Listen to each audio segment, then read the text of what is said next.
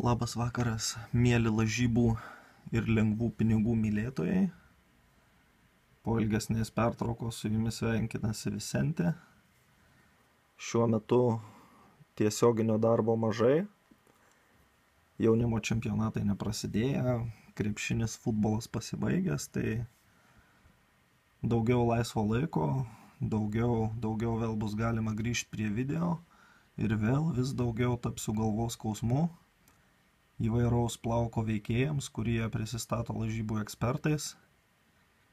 Tai šį vakarą darau tokį video, prisimindama seną temą, kad bandysim demaskuoti kuo daugiau žmonių, kurie bando pasipelnyti iš jūsų naivumo, iš jūsų tikėjimo, kad lažybose viskas labai lengva ir bet kas sugalvojęs gali lažybose laimėti ir iš to gyventi. Tai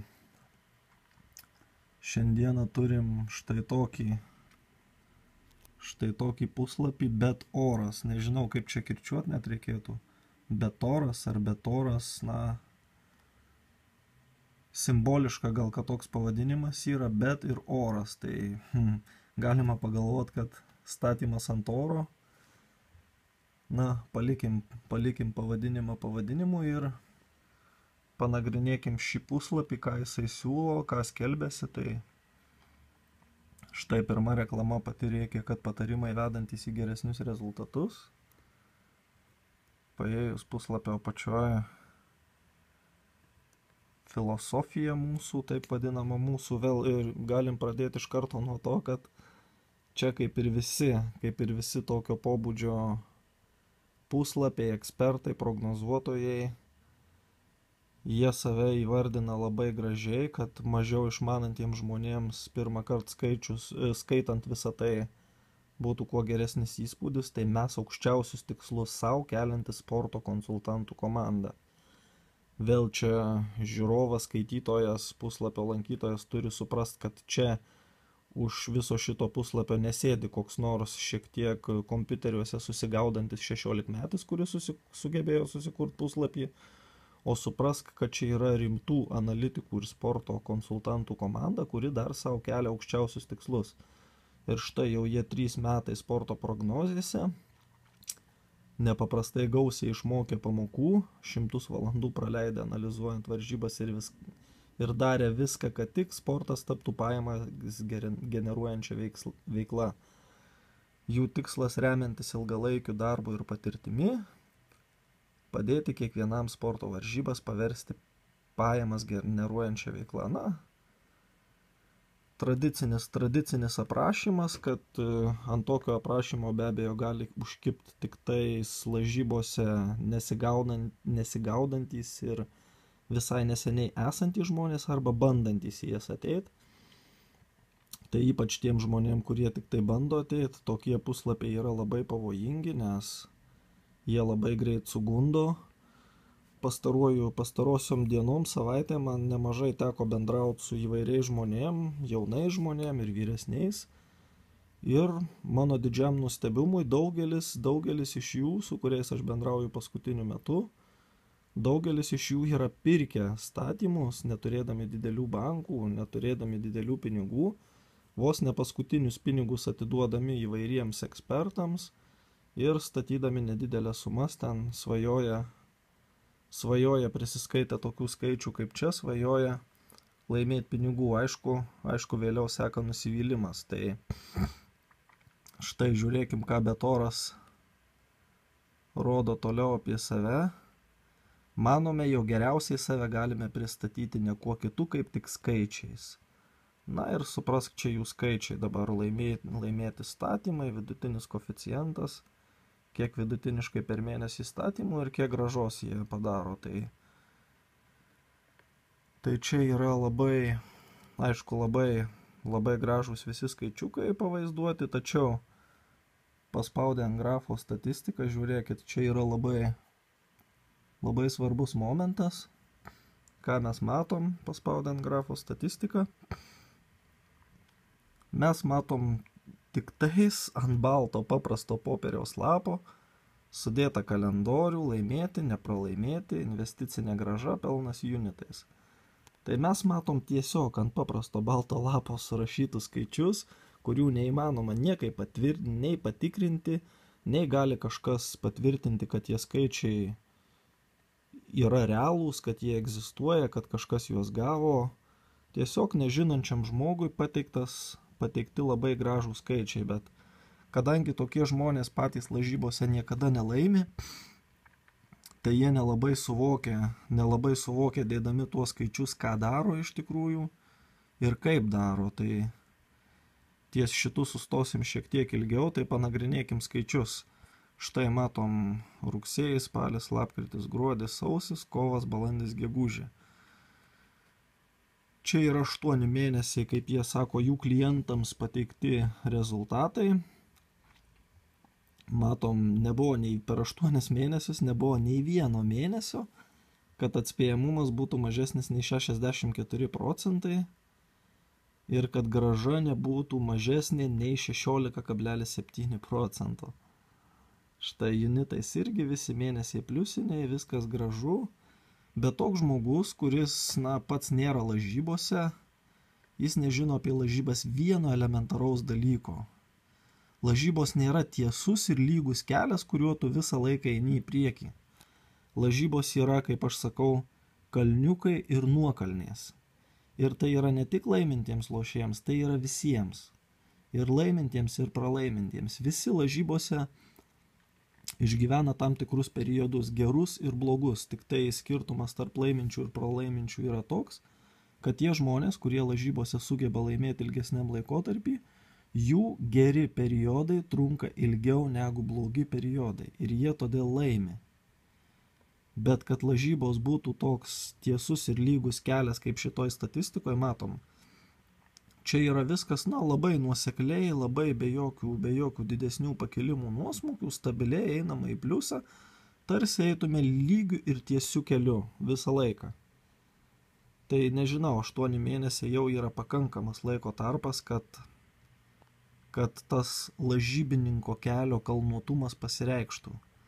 Galim žiūrėkit, palygindamas šitus skaičius, kurie yra, dar kartą pasikartosiu ir priminsiu, čia surašyti iš oro ir jų tikrumo niekaip neįmanoma patikrinti, kas vėlgi yra visų šitų puslapių vienas iš skiriamųjų bruožų, kad tai, ką jie pateikia, to neįmanoma niekaip patikrinti. Užeinam į statymai.com parduotuvę. Žiūrėkit, paprastas palyginimas. Top 3 lošėjai, pažiūrėsim, įvertinsim visus top 3 lošėjus dabar. Kokia jų statistika yra mėnesiais. Pradėsim nuo Vamoso, žmogus, kuris statymų puslapyje ir apskritai statymuose žinomas, nežinau, aš jį bent žinau kokius 4 metus, tai tikrai. Ir neprisimenu, kad jis savo kelią būtų pradėjęs, tarkim, nuo pasakymų, kad aš čia 3 metai jau pliusuoju, pirkit iš mane statymus. Žmogus forume dalindavosi statymais, rašydavo prognozes ir su laiku užsitarnavo žmonių pagarbą, žmonių pasitikėjimą ir pardavinėja statymus. Tai pažiūrėkim, tarkim, Vamoso. Štai detali statistika mėnesiais. Štai bendra statistika, čia lažybų bendrovų. Mėnesių balansas, štai žiūrėkim. Pirmas mėnesis 9% pelningumas, sekantis mėnesis ant 0.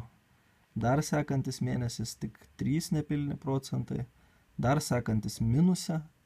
Po minuso normalu, kad eina kosminis mėnesis, labai geras. Sekantis mėnesis vėl silpnesnis, bet pliuse. Dar sekantis mėnesis tragiškam minuse netgi, dar sekantis ant 0 ir po 2 prastų mėnesių vėl matom natūralų dalyką, sekantį mėnesį, neįspūdingas, bet geras mėnuo ir dar sekantį vėl įspūdingas mėnesis su 100 unitų ir 29% pelningumu.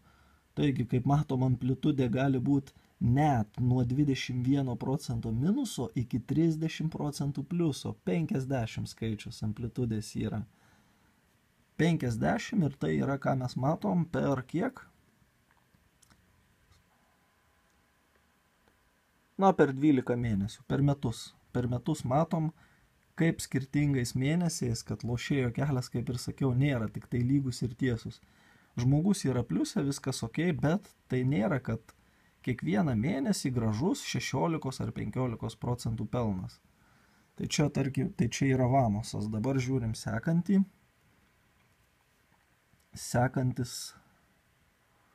taip kur čia, Pelė, sekantis pasižiūrim, Belinijo. Na, Belinijo aš prisipažinsiu, kad nepažįstu, nežinau, ar jis gyvena iš statymų, ar iš statymo pardavimų, ar turi kažkokią kitą veiklą, statymais tik papildomai užsiema, bet žiūrint į jo ilgalaikius rezultatus, galima daryti išvadą, kad žmogus lažybose tikrai gaudosi ir tą turbūt žino daug kas.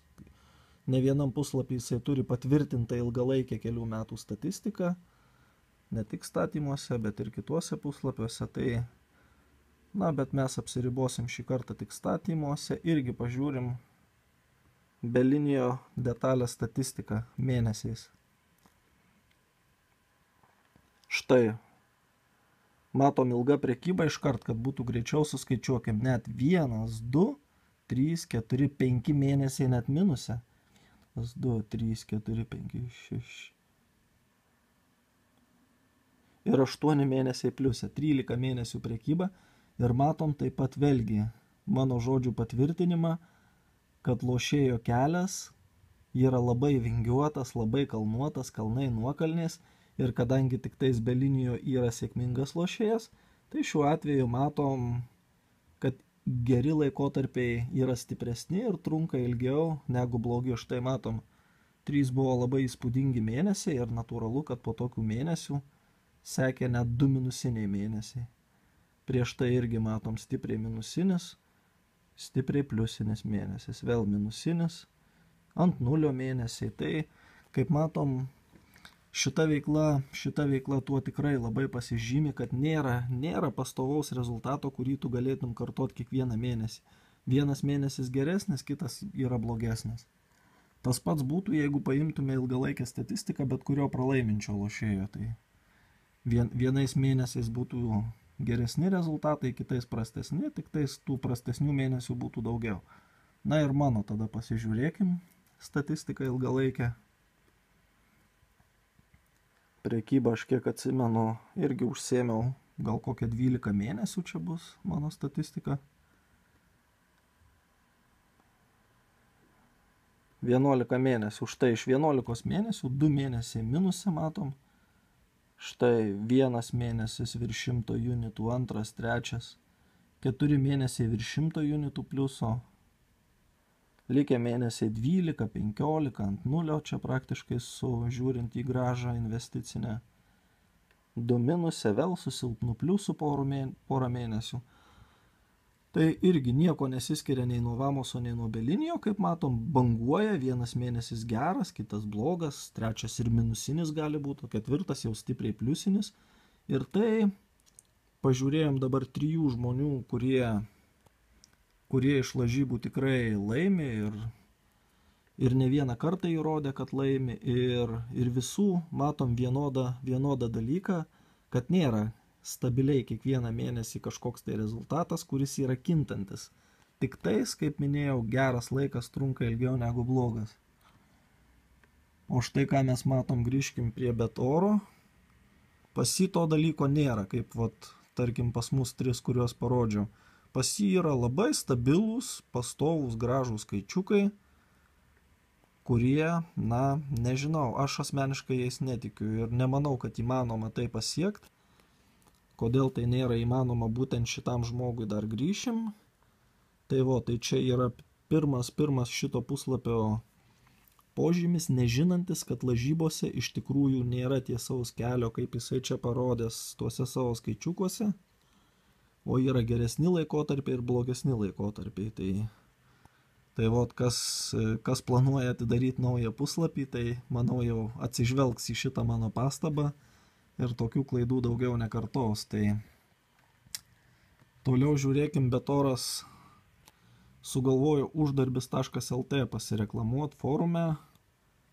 Forumas, kuris garsėja, na, nepatiklumu, taip įvardinčiau, žmonėmis, kurie kritinius klausimus užduoda, kurie neskuba supirkinėt tenais va tokių visokių statymų ir panašių. Tai šiaip tai, kas vyko šitoje Betoro diskusijoje, yra labai didelis pozityvas.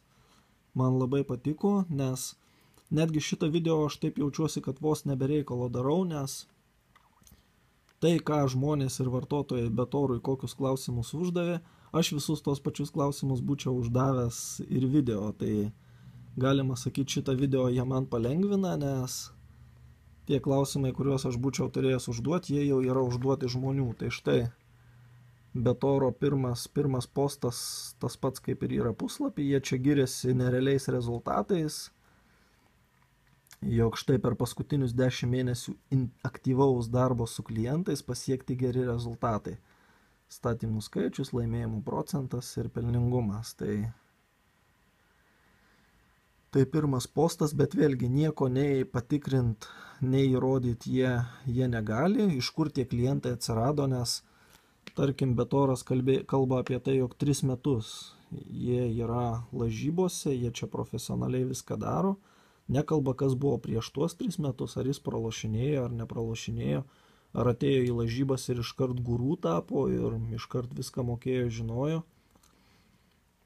ar kažkaip palaipsniui, iš kur klientai atsirado. Tai nes šiaip aš kiek žinau statymus parduodančių žmonių ir aš pats asmeniškai ilgą laiką rašiau prognozes statymai.com, turėjau visą laiką patvirtintą statistiką nuo pat savo atsiradimo viešumoje pradžios ir netgi dabar mane prekiaujant statymais aš galėčiau, kad ir uždarbis LT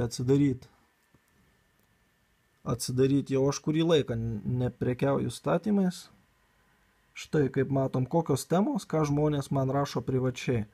Dėl B365, dėl pikų, pasiteiravimas, dėl skrilo, dėl lažybų paskyros ir štai pirkčiau statymus. Ir daugybė būtų tokių, štai galiu net patį paskutinį laišką, kurį gavau prieš vakar, rašo vakar. Patį paskutinį atidaryti. Ir štai. Ar dar prekiaujate statymais? Aš jau statymais seniai neprekiauju, bet man nereikia kurti jokių puslapių. Žmonės vis dar klausinėja po šiai dienai tiek uždarbyje, tiek statymai.com. Ar aš neprekiauju statymais, nes susikuri reputaciją gerą, rodai rezultatus ir žmonės patys tave susiranda. Nereikia tokių, kaip Betoras dabar čia daro kažkokius postus, prašo kažkokių pinigų, kažkokius skaičius pateikinėja, kurių negali įrodyti. Tai štai ir žiūrėkit, labai geras momentas. Pirmas, o kur patvirtinta statistika? Labai geras klausimas. Ja atsakymas, nežinau, kažkoks neaiškus, nerišlus, viskas yra siunčiama klientams, jie turi, Facebook'e skelbs, jie čia, žodžiu, patvirtintos statistikos kaip tokiais atvejais dažniausiai nėra, čia apie pelno garantijas kažkas, ir štai labai geras dalykas, yra labai geras Betoro atsakymas. Statistika geriausiai atspindi mūsų darbą. Statistika, kurios iš tikrųjų nėra. Vėl turiu tą kartot, nes tai yra labai svarbu. Ant balto popieriaus lapo surašyti įspūdingi gražūs skaičiukai nėra statistika. Kiekvieną dieną dirbame tam, kad sportas generuotų pelną. Kaina savaitai padaryta vos 10 eurų vien tam, jog kiekvienas susidomėjęs galėtų susipažinti su mūsų paslaugomis už labai minimalią kainą. Investicinėje perspektyvoje tai yra labai simbolinė suma. Ir čia yra labai svarbus momentas, šitas Betoro pasisakymas, kuris iš tikrųjų labai gerai parodo, koks yra jo siekis ir pagrindinis tikslas. Pagrindinis tikslas yra paimti 10 eurų iš žmogaus ir pasistengti jį įtikint, kad 10 eurų yra visai nedidelė suma, dėl kurios tu gali rizikuoti sau leisti. Juk matai gražius skaičiukus, matai gražią statistiką, o blogiausiu atveju pasižiūrėk, nusipirk narystę už 10 varganų eurų ir viską pamatysi, kaip viskas veikia. O Betorui svarbiausias dalykas ir yra, kad tu nupirktum, kad kuo daugiau žmonių nupirktų, o toliau jisai siūs ten kažkokius statymus, kažką rašys, ar minusuos, ar pliusuos, jau čia nėra jam taip svarbu. Svarbu, kad jis būtų gavęs 10 eurų. Ir jis dės visas pastangas, darys daug dalykų, piešti ant tų gražių skaičiukų ir taip toliau, kad tik susigundytų kažkas ir nupirktų už tą 10 eurų statymus, nes tai yra būdas ir pagrindinis jo tikslas, iš kur gauti pinigų. Nes lažybose, kaip minėjau, tokie žmonės tikrai nelaimi kaip Betoras. Ir jų tikslas įtikinti žmogų, kad jis niekuo nerizikuoja, čia vos 10 eurų. Tačiau labai svarbu yra susigundę sumokėti 10 eurų, tai žmonės labai pamiršta pagrindinį akcentą, kad 10 eurų yra taip nebrangu, bet kokios gali būti pasiekmės, jeigu tu po 20 eurų ant kiekvieno tokio statymo statysi, kokį tau pasiūlys Betoras, tai pasiekmės tada gali būti labai liūdnos. Žiūrim toliau, štai aš parašiau į forumą Betorui, kad pirkčiau statymus, jeigu jis pateiktų man kažkokius įrodymus apie tuos skaičiukus, kuriuos aš, manau, tikrai pagrįstai pavadinau kliedesiais. Tai žiūrim toliau. Betoras vėl atsako, nežinau, sveiki, statymų istorija yra kiekvieno kliento asmeninis reikalas. Aš neklausiau Betoro apie jo klientus, kurie irgi neina patikrinti, ar egzistuoja ar neegzistuoja. Aš klausiau apie asmeniškai jo. Tai dabar žiūrėkim, Betoras teigia, kad 3 metus dėjo didelės pastangas, išmoko didelės pamokas, daug laiko skyrė sporto žiūrėjimui ir analizavimui. Ir dėl ko visą tai, kad klientams uždirbti pinigų ir gauti 10 eurų iš jų? Ar Betoras tikrai ne pats pirmas pasistatytų, užsidirbtų pinigų iš to, ką sukūrė, iš to, ką atrado, iš to, ką išmoko? Ar jis tikrai pirmiausia pultų viską po 10 eurų pardavinėti? Ar pirmiausia jisai norėtų pats pasistatyti, laimėti kažką, uždirbti ir tik tai tada dalintis, kai jau gerai įsivažiuoja į šitą reikalą? Bet Betoras taip ir nesugebėjo visoje temoje parodyti tai, ką jis pats realiai stato, nes greičiausiai pats jisai realiai arba nestato, arba stato kaip daugelis tokių lošėjų tapetais. Štai vadovaujasi jisai dar posakiu, kad darbai kalba už save, bet darbų jokių nerodo.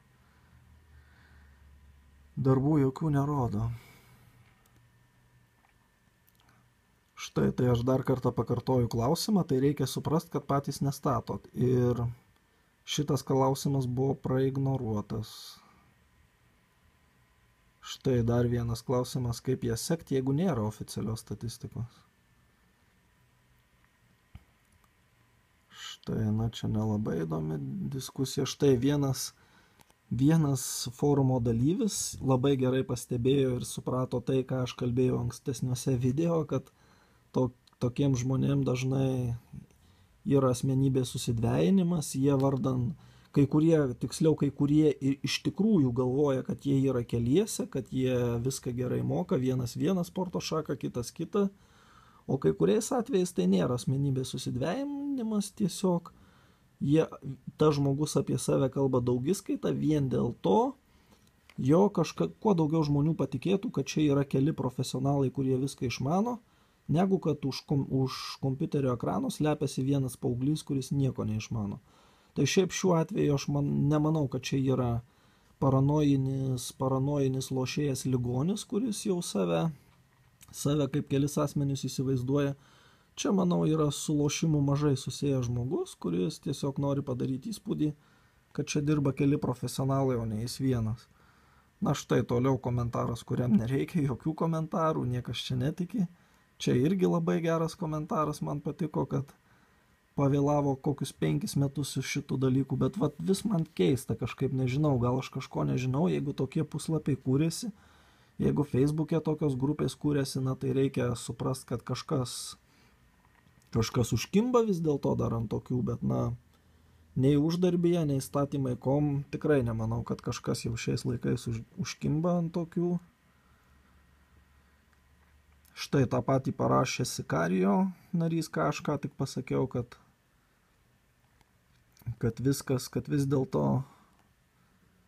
vis dėlto gali būti, jog yra, kad kažkas ir užkimba. Štai dar irgi labai įdomus, labai daug pasako apie Betorą tie visi jo pasisakymai, parašymai. Čia jisai įsivaizduoja, kad prisega man tai, ką aš jo prašiau, kad parodytų paskutinių 4 savaičių savo Pinaklės statymo istoriją. Tai jisai dabar įsivaizduoja, kad čia pasiūlė Pinaklės statymo istoriją. Tai, patys galit pasižiūrėti, didelių komentarų nereikia. Čia nežinau net, kas čia yra pasiūlos kažkokie tai elementai, bet čia nei statymai, nei neaišku, ar jie buvo atlikti iš vis. Parašyta tik tai kofas ir kažkokio įvykio baigtis, kuri yra pasirenkama, bet nei statymo sumos, nei rezultato nieko mes čia nematom, tai čia tikrai negalima vadinti, kad jisai pateikė kažkokią statistiką. Taip, žiūrim, kas toliau įdomaus buvo šioje diskusijoje. Toliau aš jam parodžiau ir paaiškinau tai, ko noriu iš jo. Štai parodžiau, kaip Pinakliai turi atrodyti iš tikrųjų lošiančio žmogaus. Tarkim, aš jam parinkau paskutinių 7 dienų savo statistiką, ko norėjau pamatyti ir iš jo paskutinių 4 savaičių. Štai matom, čia yra mano, tai realūs statymai, realūs pinigai. Viskas pavaizduota. Štai man net negėda buvo šito dalyko rodyti, kad pas 7 dienų mano balansas, kaip matom, 2,5 tūkstančio minusas. Bet aš dėl to visai nepergyvenu ir nebijau parodyti blogesnio periodo, nes, kaip ir sakiau, galiu dar kartą pasikartoti, blogus periodus keičia geri. Štai šiek tiek mano internetas užlūžo, tai paskutiniu metu tai būna, tikiuosi to jaus atstriks ir galėsim toliau žiūrėti, kaip štai Betoras man bando atsakinėti, įmeta nuorodą su mano statistika, bet vėl ką jis rašo čia apie mano, kaip supratau, mokamus, nemokamus statymus. Jis nelabai supranta, gal net ko aš jo prašau, kad noriu pamatyti jo asmeninius statymus. Jis kalba, kad apie kokią paskutinę savaitę kalbate. Ir vėl tą savo labai gerą dalyką numetinėja. Parašykite mums e-mailą su kontaktais, pažadame savaitę nemokamų patarimų. Tai jisai pamatė, kad aš užduodu kritinius klausimus, kad aš išmanau apie lažybas. Tai gal jisai įsivaizdavo, kad aš pridės mane prie grupės savaitę laiko nemokamai, aš pamatysiu, kad ta savaitė baigėsi pliuse ir užsičiaupsiu. Tačiau gerbiamam Betorui galiu pasikartoti dar kartą, kad aš lažybų nelaikau ėjimų tiesiu keliu, o dar kartą pasikartosiu, kad lažybos yra kalniukai ir nuokalnės. Tai jeigu man gerbiamasis savaitę laiko parodysi, kaip greitai leidėsi nuo kalniuko arba kaip kyli į kalniuką, tai man jokio įspūdžio nepadarys, nes aš tiesiog žinau, kad lažybose tai būna ir man tai nebus nieko nuostabaus. Jeigu tą savaitę aš pamatysiu, kad tu pliusuoji, ir man lygiai taip pat nebus nieko nuostabaus, jeigu aš pamatysiu, kad tu tą savaitę minusuoji. Tai kai man parodysi tuos visus 3 metus, ką per juos pavyko nuveikti, tai aš tada galbūt kažkom ir patikėčiau, bet iš to, kiek mačiau ir kokių statymų, tai manęs jie visai neįtikino. Štai dar Betoras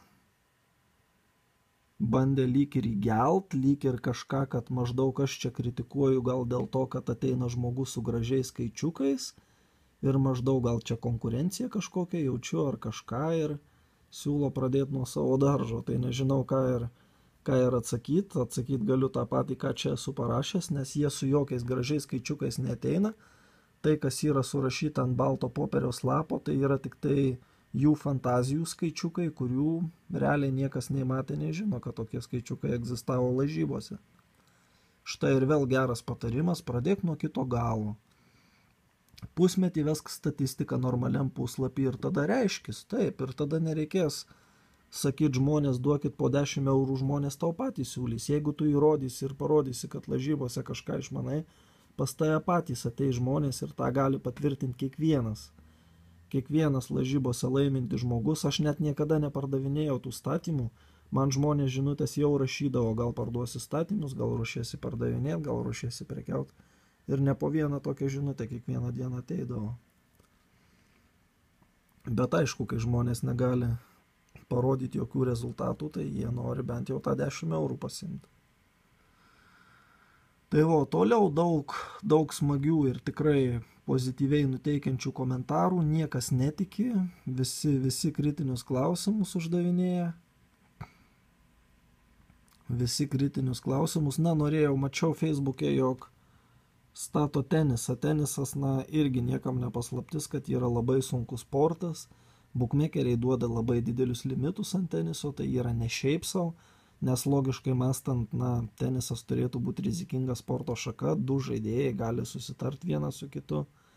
Tačiau bukmekeriai kažkodėl teniso nebijo, duoda didelius limitus, nes tenise yra sunku laimėti, kaip ir futbole, tarkim, sunku laimėti statant ant įvarčių.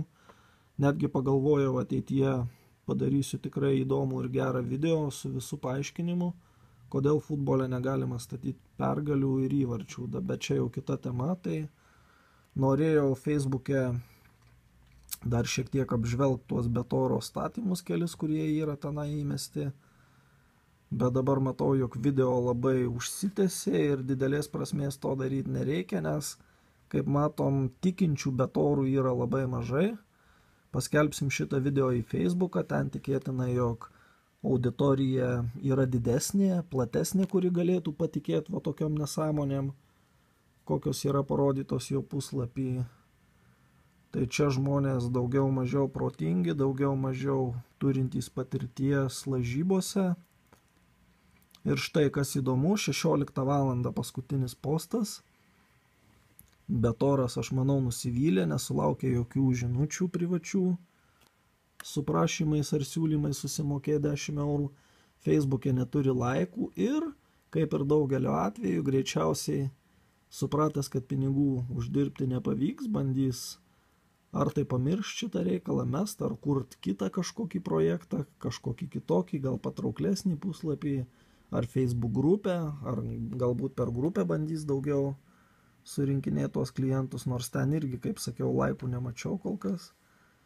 Tai bet matom, paskutiniai postai 16 valandą ir jisai jau nieko neatsakinėja, nes į daug paskutinių postų jisai neatsakęs, nes, matyt, matant tik kritinius klausimus ir negalint juos atsakyti, neturint kaip juos atsakyti, neturint kaip pateikti jokių įrodymų, paprasčiausiai nėra žmogui ūpo.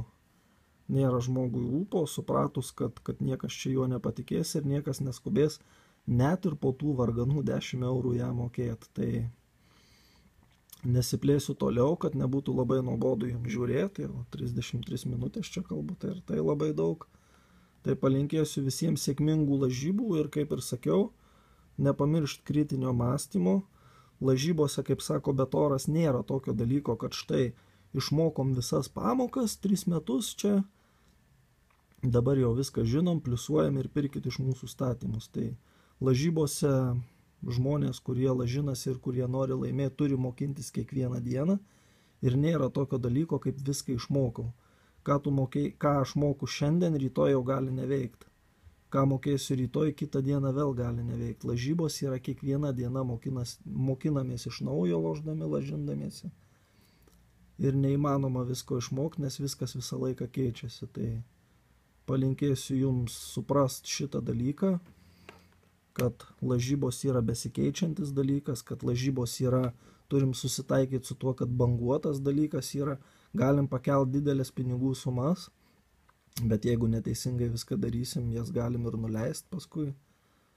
Tai neatsipalaiduokit, neužmykit ant laurų žiūrėdami į tokius skaičius, kurie su realybė neturi nieko bendro, stenkitės mąstyti kritiškai ir jeigu turit nedaug pinigų, tai gal yra geriau juos kažkaip išsaugot, o neaišku į kur mesti, kažkokią balą merkt, tikintis, kad jie magiškai stebuklingai greitai pasidaugins, nes patirtis ir praktika rodo, kad tokių stebuklingų metodų, kaip greitai praturtėti, nėra. Viskam ir visą laiką yra tik tai sunkus, ilgas ir kantrus darbas, atsakingas darbas, savęs valdymas ir panašus dalykai tik tai gali atvesti į sėkmę ir per ilgą laiką. Greitų pinigų, greitų sprendimų praturtėti nėra ir praturtėti gali tik tai tokie kaip Betoras, jeigu jūs jais patikėsit.